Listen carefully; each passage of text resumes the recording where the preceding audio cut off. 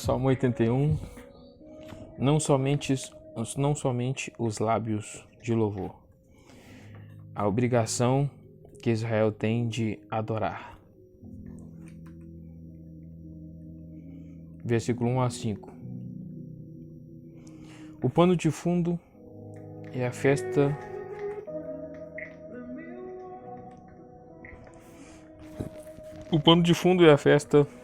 de outono, um complexo de eventos sagrados, iniciado com a festa das trombetas de um dia no primeiro dia do mês. Levíticos 23, 24 e Números 29, 1. E concluído com a festa das cabanas de uma semana. Lua cheia, Levíticos 23, 34 e Números 29, 12. Todos os recursos de voz e instrumentos devem ser usados para aclamar Deus como a fonte de toda graça fortalecedora. Sobre o seu povo está o fardo doce do louvor, uma responsabilidade que vem do tempo do Êxodo. Quando, para salvar Israel dos seus inimigos, Deus atacou o Egito, versículo 5, por meio das pragas. Assim, acima da ordenança de Deus está a sua graça, que é o grande motivo de louvor. A obrigação que Israel tem de caminhar com Deus. Versículo 5b a 16. Um profeta intervém, 1 Samuel 15:16 e confira também 75:2, que é os Salmos, né? Compelido pela voz, língua, versículo 5, estranha de Deus ao seu coração. A mensagem começa com uma descrição da graça de Deus. Ele libertou seu povo da escravidão, quando era forçado a trabalhar nos canteiros de obra dos egípcios. Isso não é questão de história antiga. Na verdade, o povo atual de Deus está aí e os benefícios das bênçãos do Êxodo ainda atuam sobre eles séculos mais tarde. Amós 2:10 e Efésios 2, do 4 ao 6.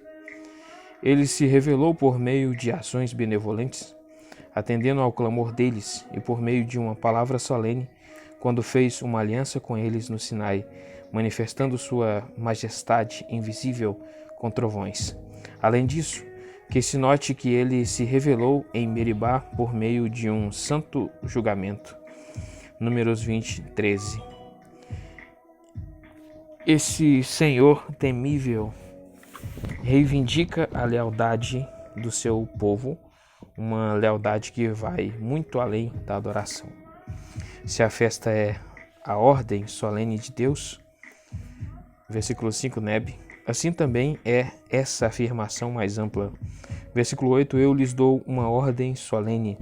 Na Neb, a mesma raiz do hebraico a mesma raiz hebraica é usada. O eco dos 10 mandamentos pode ser ouvido nos versículos 10 e 11. Confira Êxodo 20.2. Na expectativa do tema da festa, a entrega da lei, Deuteronômio 31:10. Houve uma época em que a graça era tomada como certa, em conformidade com a mensagem profética transmitida com um toque de ternura e expectativa. Miqueias 6:3. A geração do deserto escolheu seu próprio caminho teimoso rumo à destruição. Para que a história não se repita, a presente geração do povo de Deus, houve uma advertência. 1 Coríntios 10, do 6 ao 12. Eles estão na encruzilhada, podem escolher a vontade de Deus ou a deles. No final das contas, só existem dois tipos de pessoas: aquelas que dizem a Deus, seja feito a tua vontade, e aquelas a quem Deus vai ter que dizer com pesar, seja feito a tua vontade. Entre parênteses, C.S. Lewis. A vontade dele é melhor para elas, porque significa bênção. O poder dele está à disposição de um povo obediente, pronto para dar a vitória, como antigamente. Versículo 5, a vitória de Deus, da qual eles poderão compartilhar. Confira Romanos 8:37. O retrato sombrio das conquistas e rejeição serve para destacar a perspectiva gloriosa de paz e prosperidade, se tão somente Se tão somente pontinho, pontinho, pontinho. No caso, se tão somente, né? Ele coloca reticências ali. Se tão somente fizerem a vontade de Deus, né, for feita, né? Eu acredito que era isso aqui, a continuidade, né? Salmo 82, venha o teu reino. Esse salmo soa como um exército, esse salmo soa como um exercício antigo de comunicação. Ao imitar de forma ruidosa a maneira de falar dos homens, o salmista se esforça para mediar a verdade divina. Para facilitar a argumentação, ele admite o conceito do panteão politeísta, para que no final seja rejeitado. Em forma de polêmica dura e incisiva, ele toma o sistema religioso pagão como despojo para Javé, provando sua insuficiência com base nos seus resultados. A acusação, versículo 1 a 5. De forma profética, o salmista retrata o quadro celestial da Assembleia Divina presidida pelo Deus de Israel. 1 Reis 22, 19 e Jó 1, 6. Surpreendentemente, os seres sobrenaturais presentes não são anjos reunidos para saber a vontade dele, mas são os deuses das nações. Deuteronômio 4, 19. Esse tampouco é um encontro comum de um concílio, é um julgamento e Deus preside não como líder, mas como juiz. Nesse Nuremberg celestial, ele acusa de forma intolerante as diversas divindades nacionais de desgoverno, de abuso do poder que lhes foi delegado. Elas são expostas de maneira deplorável. Havia pouca premiação da moralidade em culturas pagãs da época, embora fossem marcadamente religiosas. Mas o Deus de Israel tem paixão pela justiça social, como destacaram seus profetas. Injustiça, parcialidade, opressão dos marginalizados que não conseguem defender seus direitos. Esses são delitos sujeitos à sanção penal aos olhos de Javé. Ele exige padrões morais elevados e responsabilidade social. Todavia, esses a quem os homens adoram servem para minar a base da sociedade terrena. JB. O veredito, versículos 6 e 7. A sentença de morte é pronunciada. Eu disse, 2 Samuel 19, 29. Apesar da sua posição sobrenatural e da sua imortalidade, devem ser privados de seus privilégios e sofrer a pena aviltante da morte. Como as vítimas de um golpe de Estado, eles cairão no abismo infernal. Isaías 14, 9 e 12 a 15. Em termos bem claros, essa é uma afirmação da soberania de Deus. Todos os rivais de Javé, na verdade, são seus servos, que no final prestam contas a ele e representam uma causa temporária. Uma oração, versículo 8. O salmista acrescenta em um forte amém a declaração divina. Ele insta que o verdadeiro Senhor das nações assuma logo o controle direto do governo. Em fé, ele consegue transcender a cosmovisão vigente defendida pelos seus contemporâneos pagãos. Dirão a meu respeito, somente no Senhor estão a justiça e a força. Bel se inclina, Nebo se abaixa. Isaías 45, 24 e 46, 1. Por mais estranho que pareça o Salmo na primeira leitura, o Novo Testamento celebra de forma semelhante o triunfo de Cristo sobre poderes e autoridades. As forças espirituais do mal nas regiões celestiais, Efésios 6,12, Colossenses 2,15 e João 12,31. A condenação deles está determinada, o fim está nas mãos do nosso Deus. 1 Coríntios 15, 24. A tradição judaica aplica o salmo a juízes humanos, apesar do versículo 7, João 10, 34 e 35, pode refletir, mas não necessariamente. Essa exegese, e nesse caso é usado como um argumentum ad hominem, que apela aos preconceitos, emoções ou interesses pessoais da pessoa e não ao seu intelecto ou razão. Salmo 83, o poder é aperfeiçoado na fraqueza. Judá está em perigo de ser invadido e destruído por uma coalizão esmagadora de nações.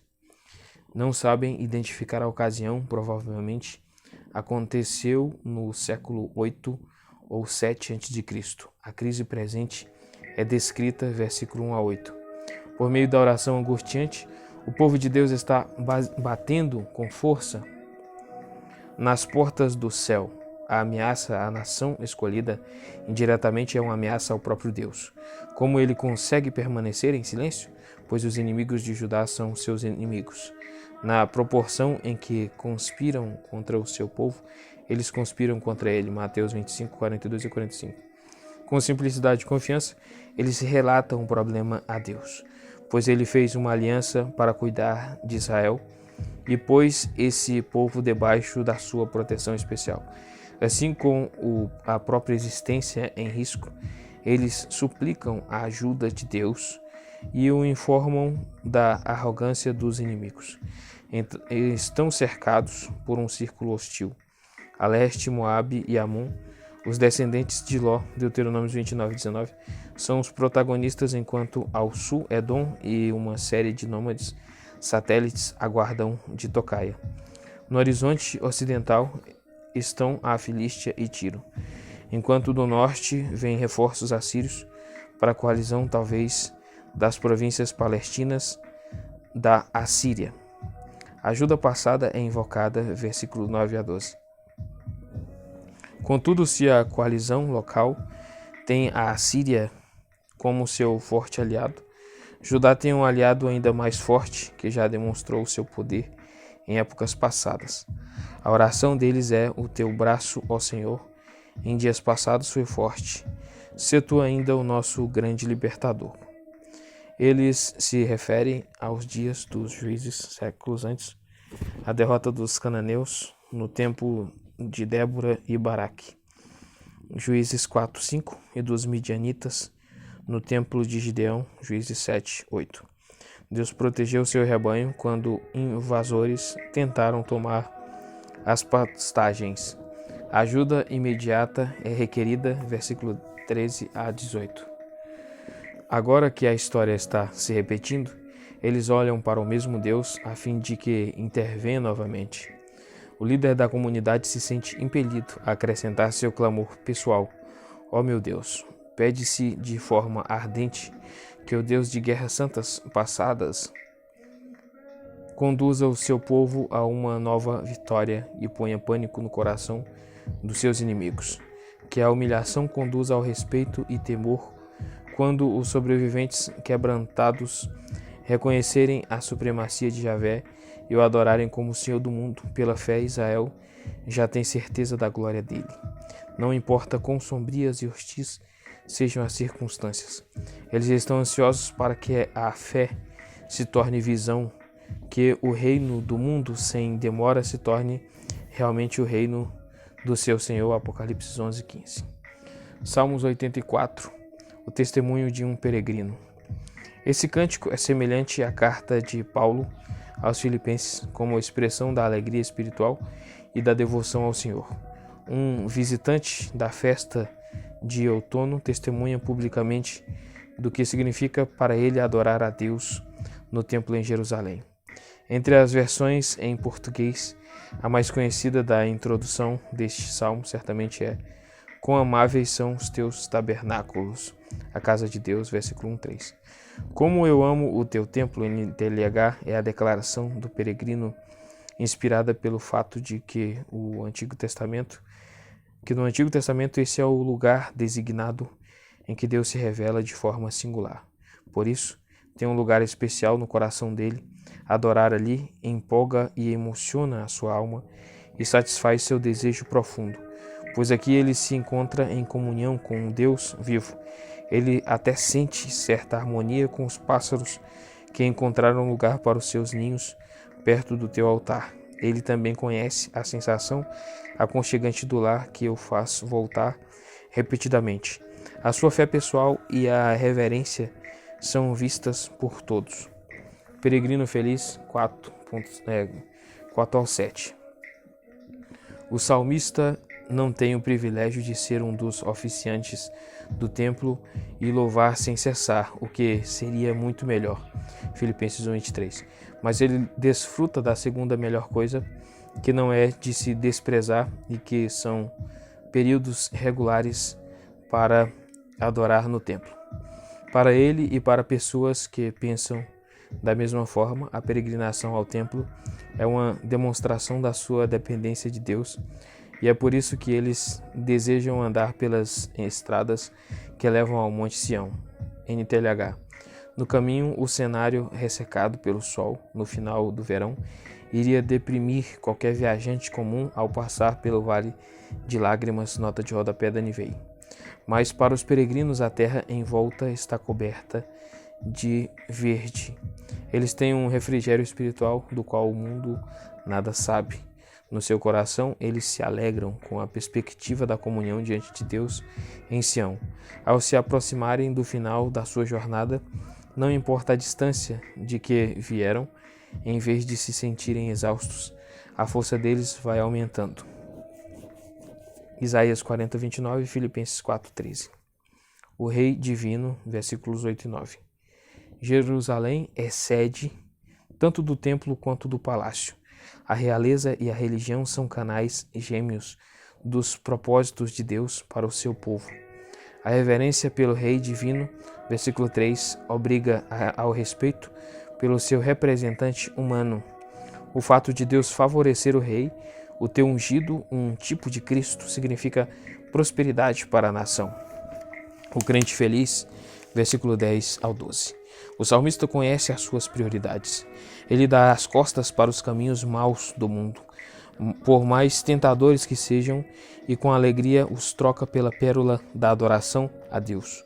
Nele o salmista encontra a verdadeira segurança e a bênção transbordante para a qual a vida de integridade moral é a chave de acordo com a aliança.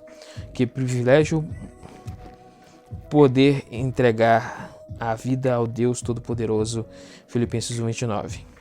O salmista não podia permanecer neste topo da montanha da experiência espiritual, mas quando voltava através do vale, levava consigo uma visão renovada e o estímulo para obedecer à vontade de Deus. Versículo 10 é interessante a tradução da BJ. Ficar no umbral da casa do meu Deus. O ofício sacerdotal de guardar a porta, prefiro ficar à porta. Usufruía de muito respeito na época e foi negado ao salmista. Jeremias 52:54. Versículo 11. Sol, melhor seria muralha para peito. JB, paralelo a escudo, os dois protegem do perigo. Salmo 85, um diálogo com Deus, o Deus de ontem, versículo 1 a 3. A comunidade adoradora, com necessidades terríveis, se volta para o seu Deus em oração e suplica pela graça passada, talvez, o retorno do exílio babilônico, embora os comentaristas atuais não estejam tão certos acerca disso quanto a geração passada de estudiosos da Bíblia. O livramento anterior é considerado a base para a esperança presente de que ele seja ainda o Salvador. Filipenses 1:6. Muito conscientes da sua pecaminosidade, eles percebem que tudo foi graça, pois na verdade mereciam a ira. As necessidades de hoje, versículo 4 a 7. As coisas desandaram para eles e agora sentem que a falta do relacionamento correto com Deus é a raiz do problema. Eles se lançam sobre Deus como o único meio de socorro, Deus nosso Salvador. Apelam para o relacionamento da aliança que tem com Ele, teu povo, teu amor. Eles precisam tanto do seu Deus. As pressões tristes do momento presente de sua vida os forçam a se voltarem para Deus na busca de renovação e de novas razões para adorá-lo. A suficiência total de Deus para o amanhã. versículos 8 a 13. O profeta do templo anuncia a resposta encorajadora de Deus. Uma palavra única, mas abrangente: paz. Ele promete paz a seu povo da aliança, que está ligado a ele por meio da comunhão fiéis. Isso significa o fim do relacionamento quebrado e o início de uma nova completude e de verdadeira realização. O profeta se transforma em pregador e amplia a mensagem básica. Ele qualifica a promessa com uma condição: se não voltarmos aos nossos caminhos de loucura. NTLH, versículo 8.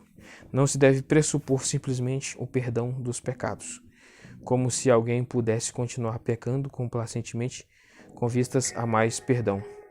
A ajuda salvadora de Deus é prometida àqueles que o adoram em espírito e o honram.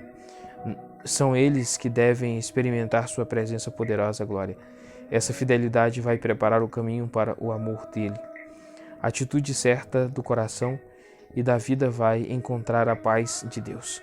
A fidelidade das pessoas brotará da terra e a justiça salvadora, Isaías 45:8, Romanos 3:21, de Deus olhará lá do céu, NTLH, versículo 11. Essa bela harmonia entre Deus e o seu povo vai se revelar sacramentalmente em bênçãos sobre a terra e suas colheitas, de acordo com a aliança do Antigo Testamento, Deuteronômio 7:12.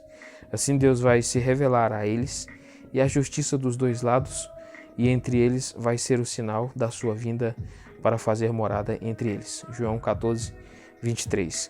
Salmo 86, graça abundante. Apelo por ajuda, versículo 1 a 7. O salmista implora de forma persistente a Deus que o ouça em sua necessidade. Lucas 18, do 1 ao 7. A cada argumento corresponde uma reivindicação. As reivindicações gradativamente se elevam da auto-orientação para o foco no próprio Deus. O relacionamento entre eles é de servo e senhor. O vassalo confirma sua lealdade e reivindica a ajuda do seu senhor, fraco e necessitado, NTLH, versículo 1. E triste também, ele pede uma razão para se alegrar, JB em inglês, versículo 4. No final, descobre que a graça de Deus pode ser sua única esperança.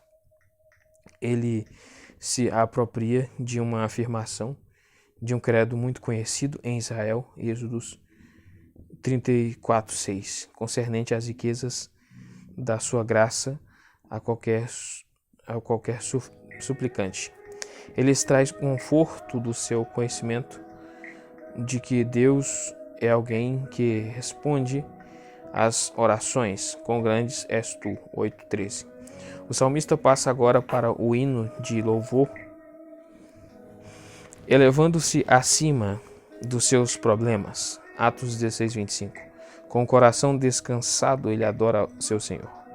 E o Senhor é tão incomparável que nada mais do que a adoração universal vai refletir de forma apropriada o seu valor. Apocalipse 15.3. De forma racional, ele parte do geral para o particular, tornando sua resposta individual a graça de Deus em uma oração de instrução acerca da vida fiel e da obediência sincera. Ainda no aspecto pessoal, ele louva a Deus por provas anteriores da graça na sua vida, no livramento de perigo mortal. Mais apelos 14:17. Deus pode fazer isso de novo. E eu fui libertado, o Senhor me livrará. 2 Timóteo 4:17-18. Confrontado com a violência brutal de gente que não faz caso de ti, o salmista descansa na graça de Deus, citando novamente e de forma mais extensa da confissão de fé tradicional de Israel. Ele renova sua reivindicação de vassalo e pede fortalecimento e uma demonstração clara da bondade de Deus. Por meio da inversão de situação, me consolaste, Isaías 40:1, a favor dele. Salmos 87. Sião, cidade do nosso Deus, a cidade escolhida. Que privilégio ir a Sião para adorar. As religiões pagãs tinham seus montes sagrados, a moradia dos seus deuses, Monte Olimpo, mas o verdadeiro Monte Santo era o local de Jerusalém, onde Javé se revelava de forma especial. Ele a escolheu e a amou mais do que qualquer outro lugar. Assim como os israelitas de outras cidades se reuniram lá, também era o local natural de adoração para peregrinos do mundo todo, uma autêntica Meca nos propósitos de Deus. A palavra de Deus é exposta, versículo 3 a 6. O salmista esteve observando peregrinos estrangeiros, não turistas, visitando Jerusalém, e ele saúda o que vê como cumprimento de profecias, a realização de predições gloriosas que Deus falou acerca de Sião por meio do seu profeta Isaías 2:2, Zacarias 9:12. O oráculo profético é citado no versículo 4. Antigamente se dizia de Israel: escolhi apenas vocês de todas as famílias da terra, Amós 3:2. Mas Deus tinha um propósito maior, pois não seriam todos abençoados por meio de Abraão, Gênesis 12:3. Outras nações poderiam desfrutar do círculo íntimo da bondade da aliança de Deus.